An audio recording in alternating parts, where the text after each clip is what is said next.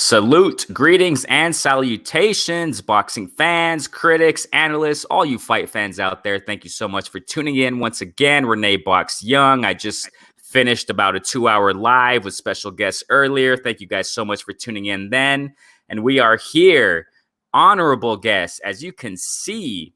Yeah, man, it's such an honor to present WBC Continental America's super featherweight champ, man. He took out his time. It's such an honor to have the champ with us, Albert Prince Bell. How you doing, Albert? All good?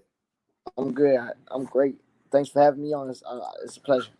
Oh, definitely, man. Thanks to you, bro. And I want to get to the questions, bro. I just want to get right to it. Like I said, before we chopped it up a little bit, and you know, I've been following you for a minute, bro. I've been following you for a minute, and your recent fight, I enjoyed watching you because you got, what caught my attention about you, man, is how the style that you bring, the skills that you got in the ring.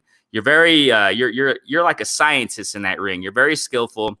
It seems like you know every square inch of the ring. And I kind of want to start with this, okay? And then I want to get to other questions, you know what I mean? Your upbringing and things like that in the sport of boxing, right? But I want to get kind of to the recent fight that you just had on ESPN, right? It's, boxing is back and all that, right? You fought against Mark Bernaldez. And it kind of concerned me because I think it was around the 10th round. No, it was a 10-round fight. I think it was around round 8. You got hurt in the hand, man. You gave a nice, beautiful shot down the pipe. Bam, right-hander. And it looks like you got hurt. And I remember I was listening. I'm down here in Mexico, man. And I was watching here on ESPN. It's all in Spanish. You got Spanish commentators. Actually, as a matter of fact, Juan Manuel Marquez, right? He was commentating. And he mentioned, he when you got hurt, he mentioned that it's possible, him being obviously he was a fighter. He mentioned that what tends to happen sometimes when a fighter punches, they loosen their hands up when they connect, and that tends to bring injuries. I don't know if that happened, or can you explain what happened there, bro? I really don't know exactly what happened. I don't think I loosened my hand because that's when I started to sit down on him, because that's when I was going. I made my mind up that I was going to walk him back and stop him at that point during the later rounds. So I think I had my fist balled up. I had brittle hands. It's been like that my whole career. Once you put so many years just punching stuff over and over and beating stuff up, the tools they get, they start breaking down a little bit. But yeah, I didn't have a lot of hand problems. So I gotta really get them looked at. I mean, it's just my right hand. I gotta really get it looked at and go to a hand specialist, and get it back healthy and right. Okay. Yeah, because I remember seeing after the fight, you had your hand in ice, right? You had it in an ice box right there, Right. letting it heal up. Is it okay right now? Yeah, it's decent right now. It's kind of sore still, but I can't even fight until I get it cleared from a hand doctor. So I'm gonna get on that. How I'm supposed to and rehab it the right way and all that type of stuff, and don't rush it. That's a lot of times stuff happens. You hurt it in the gym. It won't hurt for a couple of days, so you think it's back fine, but I really need to, let it rest up and heal the way it's supposed to, and do everything the right way. Yeah, I remember I kind of remember this situation happened with Deontay Wilder, some time ago. He had I think he had a surgery on his hand, if I'm not mistaken. Caleb Plant also, some time ago also had it happens, you know what I mean? And that actually what you mentioned a moment ago, you're saying the wear and tear, your experience, all the fights you have had. If anybody doesn't know, he's 17-0, the champ, you know what I mean? Albert Bell, he's 17-0, undefeated, you know what I'm saying? Amazing skills, and I was gonna say you got back in your amateur career, you got Golden Gloves, right? Yeah, I won national Golden Gloves, as well as the National Police Athletic League championships. But I've had 40, 50, 60 other state and regional titles and stuff. Wow, man, you got a long trajectory, bro, and that's kind of what I get. I'm kind of going like reversing, you know what I'm saying? So when did you start fighting, bro? Like at what age did you start Um, fighting? okay, yeah. My dad's my coach, so he was a fighter, and I got an older brother that was a fighter, and an uncle. They all box, so I used to get babysitted in the gym. Like when I was learning how to walk and talk, I was learning my jabs and basics. So I've been in the gym my whole life. In America, you can't have a official amateur fight until 8 o'clock. I mean, till you're 8 years old. I'm tripping. Um, and yeah, I had my first fight when I was 8, and been fighting ever since. I had about 200, almost close to 200 amateur fights. So yeah, I've been boxing my whole life. Wow, bro. So you were born in the gym. Wow, wow.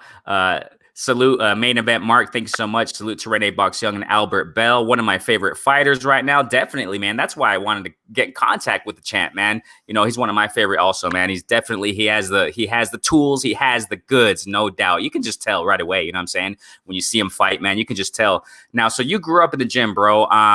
So you've been around. I mean, so you said like we chopped it up a little bit ago too, some days ago, about your dad is your coach, right? Mm-hmm. How is that? I want to kind of get into that also, that point. Like how does it feel having a dad as a coach, having your father, you know what I'm saying? We got several fighters. You got a handful of fighters right now. We're talking about Porter, his dad, is his coach, Devin Haney, right? Robert Guerrero, Leo Santa Cruz, list goes on and on.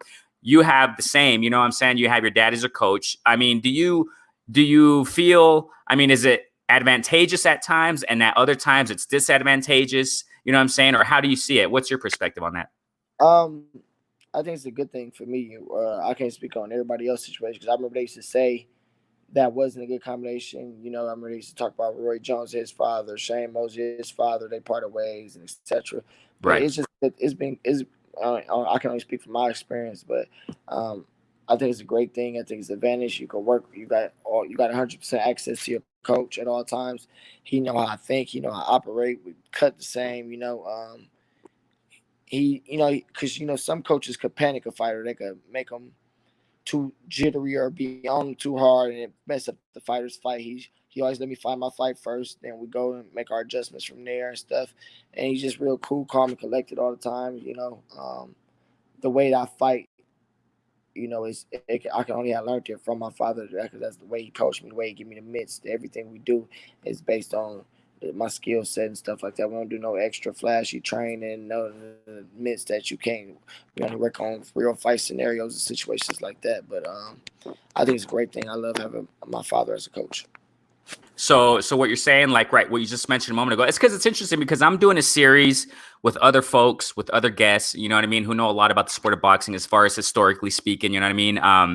And they talk a lot about trainers, you know what I mean? And what you just said right now is that you focus more like on the rudiments of the sport, right? As far as, fighting, right? Like the Yeah, skills, the craft, not yeah, much flashy work. So can you kind of say that like your dad is more like the old school type of trainer, right? With that. definitely. Uh-huh. Uh-huh. And so you were grown up then in that kind of environment, right? With your brother being a fighter, you had a family member, more old school persona, more old school spirit and mentality, right? Right. Yeah, because my dad's 60 now. So you're definitely in the old school mentality of training and fundamentals and the real sweet science and sport of boxing of hitting, not getting hit. So yeah, that's right. That's the tutelage I grew up under. Man, that's exactly why I was drawn to you, because you can kind of just see it, you know what I'm saying? How you project yourself, how you conduct yourself, your posture and things of that nature when you're fighting, when you're in the ring, when you speak. You can kind of sense that, you know what I mean? And that's kind of why I want to ask you that, getting into with your coach, your dad, the environment, how you were growing up. And so this is something else I want to talk about. Like, it's kind of related. All this is interrelated. Like between fights, all right, between fights, how do you try to stay disciplined between fights? Do you try to balance out your, as far as eating? Do you try to control your diet, while you're, between fights? Or do you just go all out, go eat what you want, have a good time, things like that nature? Or do you try to stay disciplined? Do you try to, stay fit between fights and things like that? Um, Not I see. It's so crazy. I eat horrible. Like my whole life, I didn't eat. Like I'm the most pickiest eater Oh, right. you probably can find. So these past couple camps, I had changed my diet and I started hiring a chef that comes in and lives in with me, and I just be trying the foods he making. I stick to what I mean. I eat that's healthy for me that I like, and disregard discard the things that I don't like. So during camp I eat, real great, the right things. But out of camp, I don't get big like I'm 6 foot and can make 130, no problem. I only walk around probably at 145 at the highest, So in camp, it ain't nothing for me to make my weight, and um, but I'm not gonna lie, I don't really eat that healthy outside of camp. But as soon as camp get in, I bring my chef in, and we start doing what we got to do for ours the eating right and stuff like that. But I stay fit Yeah, because I'm definitely. in the gym a lot. Like I just right before you called, went and ran some miles this morning. Got some jump roping and shadow boxing in. Then I came home, took a shower, and I was just taking a nap and got up for the interview. But yeah, I try to get stay in check and then in the gym as much as possible. Oh, that's right on, man. So like in between fights, you're constantly doing something, staying active somehow, some way. Like you just said, right? Shadow boxing, going to the gym, running, you know what I mean? Trying to keep that cardio, trying to keep that mentality, right? Staying fit, physically, for your next fight, right? I mean, so, you know, I don't know, man. Me personally, I mean, I trained a little bit down here in Mexico. I've been training for a while, but I stopped. I stopped training. I started sparring and things like that. But when you grew up in this, man. I mean, that's why I want to ask you, you know what I'm saying? Because I didn't grow up in this. A lot of people who are listening or who will listen later eventually to this interview did not grow up in a fighting environment, man. Like you know what I mean? Yeah.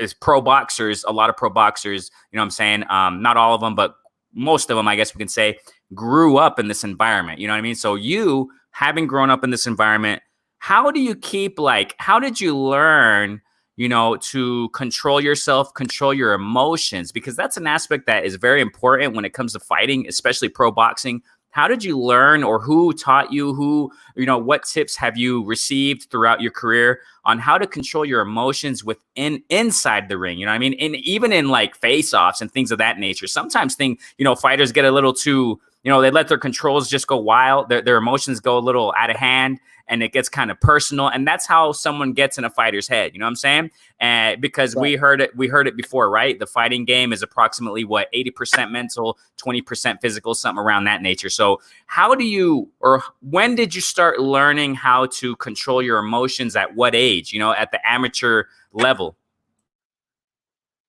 Um, as a kid, like my dad says every day when we sparring or whatever the case may be, just relax and have fun. When you're relaxing, you seeing more shots that you want to avoid and more shots that you want to pick.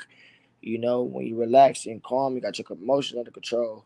You don't get as tired. When you're going there emotion and you going crazy, you see some fighters. Okay, I'm gonna give you a fight for example, the Tommy Hearns, Marvin Hagler fight. Right, Tommy came there. He is in shape for 15, but how they fought, they burnt each other out because they fought with emotion. right, So when you fight with emotion, you zap yourself. But if you were calm in there and you having fun, you relaxing, just doing your thing. That's what he always say to me. Just relax and have fun. You the boss. It's your show. Let fight your fight. Do you? He always constantly always drilled this in my head. Um, so that's the approach I take. So when you see me there, like I'm just having fun, relaxing, it's because I am, and that's the fight I want to be. Because a mad fighter or a frustrated fighter is an easy fighter to beat. If I get you out your game, get you mad, now you're not sticking to your game plan. Now you just lunging in, trying to hit me or running and just running towards me, just getting mad. So um, you got to be collected, and that's why I'm saying another thing about coaches in your corner. You got to have a coach that lets you relax. Some coaches be so hyper and so tense, like they in there fighting. They're not. You got to keep your fighter calm. You got to keep your fighter controlled, and you got to keep the game plan installed. And you want your fighter to be as calm as possible. Not too calm where they fall asleep, but calm enough to understand what's going on and be relaxed. And do your thing. And outside the ring, boxing and my religion, I'm a Muslim. Islam, it's at the same discipline. So my lifestyle and my sport goes hand in hand. So that's what keeps me very together, like far as mentally in and out the ring. yeah. So in and out the ring, you already have you also have a spiritual grounds that keeps you controlled and maintained, right? Correct, 100%. And now You know what? As a matter of fact, somebody here in the chat, you know, a good question, good question. I want to point this out by main event Mark. He says Ohio is a talent hotbed in boxing right now. Any other pro or amateur fighters you recommend we keep an eye on? Do you know of any right now in Ohio? Any pro or amateur fighters Yeah, that you yeah. recommend? I could just go. I could just say in my.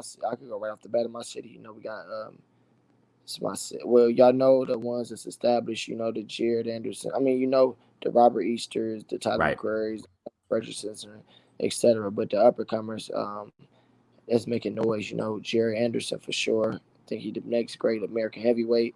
You got Otha Jones the third right here out of Toledo, Ohio. You got little pretty boy Bam Bam who about to make his pro debut. That boy been putting in work. It's a lot of fighters in Toledo that's doing their thing, but my youngins we gonna go. And you got O'Shea Jones. We looking for her to win gold next year. Um, you know, and just it's a lot of it's a lot of talent in Toledo. Yeah, there is definitely, man. There's lots of talent, up and coming talent that's coming up, and this is exactly why, you know, well, actually, before we get to that, because I got a question on this aspect. You know what I mean? I got so much questions, bro. Let's get back a little bit to the amateur. Okay, so for you, bro, between like amateurs and pro, okay, with your trajectory in amateurs and now in pros, what what difference do you see in the ring, like you as a fighter? You know what I mean? What differences do you see when you fight, when you fought in pros, I'm sorry, in amateurs, and now what differences or similarities are there? I always had like a pro style, so I was always like boxing type. You know, I fit in more in Right. the pros, but the amateurs just more fast paced. You throw more combinations. You're just looking there to score. You know, and it's in that time span. You know, for those 3 rounds. So, but in the pros, you gotta slow it down just a little bit more about pace, more about controlling. You know what you want to do with your opponent. If you want to break him down for a couple rounds, do you want to just jump right on him? You got time to figure out what kind of fight you want to fight, and you got to just pick your shots a little better. You know, instead of just throwing a lot of fast, flashy combinations and stuff to catch the judge's eye. Now it's more about really setting some stuff up and touching them a little more. Definitely, definitely. Bro, so like, you know, the what we're going through right now, man, you know, or you already know, pandemic, crisis, things of that nature. Boxing is coming back, right? You got MMA sports coming back slowly but surely. You got UFC coming back, things of that nature. How do you see, like, kind of intertwining the situation with right now? A lot of people now are saying that, you know, as far as the sport of boxing, that, you know, it won't really come into full effect until for a while, you know. But how do you see it, bro? Do you see that the sport of boxing will come into full effect through this pandemic this year, or do you see it's going to be a while, an incremental process? You know, maybe 2021 it's going to get better, or how do you see that going on, man? I see it making a full effect come back. It's gonna go hand in hand with with how the states and that those fighters are living in. If the state and the governor of the state is applying the right safety guidelines for the state where those boxers live, the boxers could. It's gonna go hand in hand with those training camps and fighters and stuff like that. But I know over at Top Rank, they're doing a good job with the bubble. Um, beautiful job. But I feel it. I feel like they're gonna do something big soon, even if it's spaced out. But I think they'll get them crowds and stuff back in there. But boxing leading the way right now as far as sports, actually resuming during this pandemic. But I think it's gonna make us come back soon. They're gonna do something, even if it's social distancing and separating through there. But people's gotta the fighters most importantly gotta make sure they not they being safe and careful, and they team being safe and careful. That way they could they could get the fights they need during this time because they get in there and they testing they testing positive and stuff. But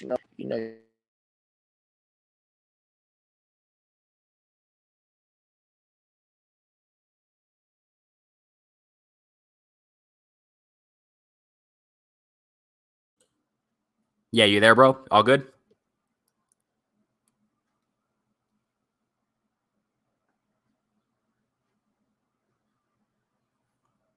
All right, 1 2 1 2. We're just checking the sound real quick. You there, bro? All right. Can you do me a big favor, bro? Can you just go out and come back in because I think there's like a sound issue there. Just real quick, man.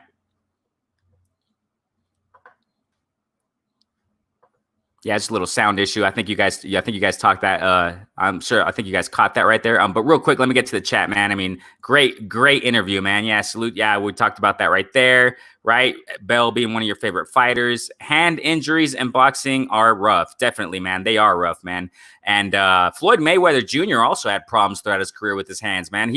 I remember him mentioning time and time again, Floyd Mayweather, that he has brittle hands also. Same thing that Albert Bell is talking about right now too. So it's tough to have that sometimes. But man, look how far Floyd Mayweather made it. So we have G Funky in the house. Thank you so much, guys, for tuning in. I think he fought my boy Andy Vences. I think so, maybe. As a matter of fact, let me check real quick. Yeah, you're right, bro. Yeah, he did fight. Albert Bell did fight Andy Vences. Yeah, you're definitely right, G Funky. Oh, what's up, Albert? You good? Yep. I got a call. I got you. Okay, it's all good, man. It's all good. Yeah, we got about 10 more minutes, man. We're gonna get this in there. Okay, so another question, bro, Albert. Who are your motivation? Who's your motivation, bro? Inspiration since you were a kid? Who do you look up to? Who has inspired you in the sport?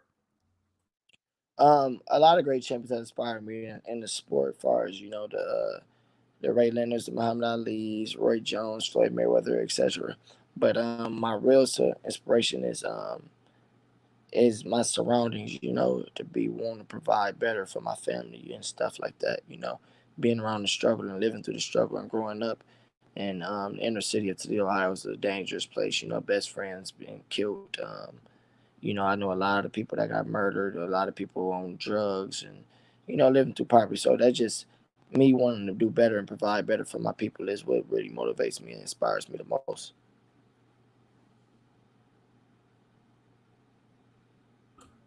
Wow. So you came from you come from a harsh background, bro. Street life, right? People dying around you. That's horrible, man. And that's cool how that you use that, right? Using the bad to push you, right? A lot of people use negative circumstances, negative experiences to break them down, and a lot of them stay down. It's unfortunate, right? People resort to drugs. People resort to the world out there. They just go deeper in the hole. Rather than using, misfortune in our lives to be better. And you're using all that. You used all that, right, to get better. Right now, are you living in an area right now in the inner city right now, or are you out of it, man? Like, how is your lifestyle? I'm out of it. I live in I have a nice place out the way. Yeah, I'm no longer in the neighborhood, But I still my gyms is and stuff like that. But when you're a fighter, you got to come from them type of backgrounds. That's what they say. No rich kid is going to be a successful boxer. You need some type of hunger or struggle or something that fuels that passion and and fire to be an actual fighter. But it's all good. Take the good with the bad, roll with the punches, and keep stepping. Definitely, man. You're definitely real, brother. You're definitely real, man. Hey, how like I saw photos with you, right? If I'm not mistaken, you met Floyd Mayweather, right? I think you kicked it with him for some time, right? You hung with him. Mike Tyson, right? Who else have you hung with? Robert Easter, you just talked about a moment ago. I think you went with him. You hung with him, right? He's from. Yeah, I'm about to get in the car with Robert Easter in about 20 minutes. But oh, all right. Yeah, I've been around a lot of great ones, and the thing is about that is all of them.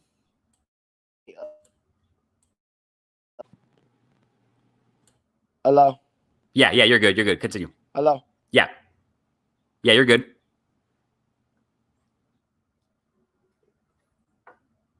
He's probably getting a phone call again. It's all good, man. It's probably Robert Easter calling him up. Say, hey, man, let's go. Let's get in the whip. Let's go out. But it's all good. I'm sure he'll be back right now. It's all good. So let's get back to the chat real quick, man. Yeah, so he did fight Andy Vences, bro. He did fight him. Let's go down to main event again here. Ohio is a talent hotbed. Yes. Just ask that question to the champ, right? Thank you guys so much for tuning in, man. Those who are tuning in here, Bruce Goes, salute fam, excuse my tardiness. Man, you're good. You're right on time, man. In any case, you can watch the repeat. It's all good, man. You can check the beginning of the show, right? No problem there, man. Bruce Grows, great. interview so far, right? Answering everything and Renee asking great. I thank you. I appreciate it, man. Yeah, I mean, I have so much questions, bro, but the limited time that we have, man, we're about to finish, as a matter of fact, because he's gonna have about a half hour or something like that. So he's back in real quick. All good, man. Thanks so much, bro. You there? I'm sorry. Yeah, people keep calling my phone every time they call. Oh, me, I just. it keep throwing me off. But what I was saying, Oh, don't worry. was Uh-huh. was that the thing about that is the fighters I've been around that's real great world champions or what like that. It didn't come from me meeting them or walking up to them and asking them, can I take a picture with you or something like that? It all came from them. I was either in the gym and sparring, and they seen me in box, and then we came and had a mutual respect for each other because they had respect for my skills, or they was actually commentating on my fights, or seen me at fights, or knew of me from fighting. So that's a beautiful thing when people you idolize that you grew up under got respect for what you do. So that's why I love it. Like, what I mean? I didn't never come up on them, even though I will. Some fighters that I come up on, like the Pernell Whitakers and stuff like that, it was like, oh my God, like, man, I was like, but as far as Mike Tyson seen me box before we met, before we actually talked, he seen me work. Floyd Mayweather worked my corner sparring, seen me work. Then we met and chopped it up and took pictures. Evander Holyfield, Roy Jones commentated one of my fights. Andre Ward commentated one of my fights before meeting them and stuff like that. So I think that's a beautiful thing to me. When fighters you really grew up under your whole life are real great ones, got respect for you and tell you, man, you can fight your ass off. Yeah, that's awesome, man. Now, how are you? Like, that's what I'm trying to get at here also. And with this point, you're meeting people, obviously opportunities are growing, your skills, your discipline, your motivation, et cetera, your heart, you know what I mean? Your team, doors are opening up. Obviously, success is growing. It's getting better. Do you like have your mindset? Do you have this kind of mindset, like it doesn't matter, because you talked about a moment ago that you keep that hunger, you know what I'm saying, that fighting spirit. You think you can maintain that? That's the question I got here. You think you can maintain that, bro, once that, because I believe you're going to be champ soon, bro. You're going to be, you're going to go far, bro. I see you going far, man. And I want to definitely, I'm going to keep an eye on you, bro. And I want to keep contact with you, man, and the trajectory of this, this amazing experience you got in the pro career. Do you think you can maintain it, bro? Have you ever examined yourself and thought about that in the future? Once more doors open, more success. You know what I'm saying? You know how Biggie said, more money, more problems. Right, what do you think of it? I think I will, and then the moment I won't, it's not for me no more, because a hungry fighter or unfocused fighter is setting itself up to be a loser, you setting yourself up to fail. But I have an uncle that box, the one I was speaking on earlier. He is like my Yeah. biggest motivator, like he's all the time, So he always drilled in me once again it comes back as a kid. He always say, "You're not doing it for today; it's for tomorrow." So everything I do today is, we put the work in today for our performance for tomorrow. I stay disciplined for the day for what comes out tomorrow, because it's not about right now; it's about trying to get to that goal. So we always look at tomorrow as the goal. So we put the work in for the day, and so even if I get comfortable, I know it's another plateau I can reach. So would be a world champion today, be a 5 division world champion tomorrow. You get what I'm saying? So it's that type of mentality that I think it'll keep me focused when I know they're giving out that real money. You know what I mean? So you can't get comfortable with the small when you can go big, or even when you go big, you could think about you keep winning. You have your own promotional company. You have your own management. So it's always the next goal we can reach. So it's not nothing to get unfocused about. It's stuff we got to get it. Let's make it happen.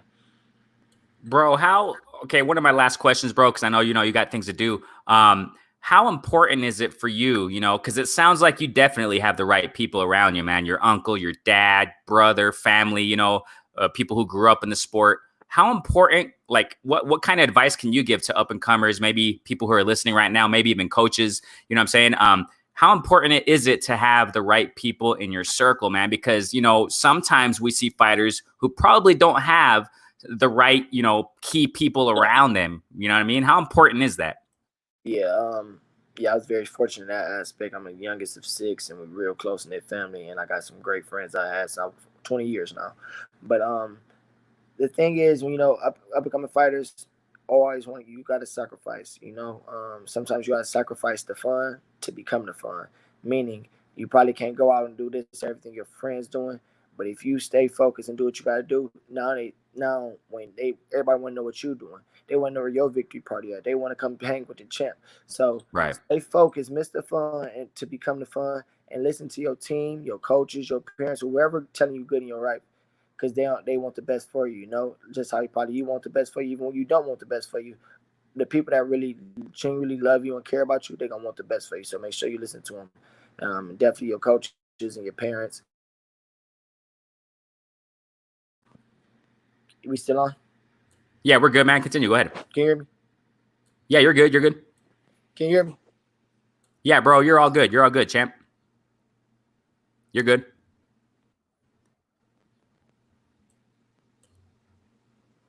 People calling the champ. they're itching to go out with the chat, man. So it's all good, man. It's all good. We're good. We're good. All right, he's trying to come back right now. So we'll close it in a moment. We're about to finish right now. Yeah, bro, you're good, man. Hello. Yeah, 1, 2. Oh, hold on, bro. Looks like we can't hear you yet, bro. Maybe just one more time, man. We'll close the interview right now. We'll close it. We'll close it right now. Maybe just one time, clock out and clock back in, and we'll close it, bro.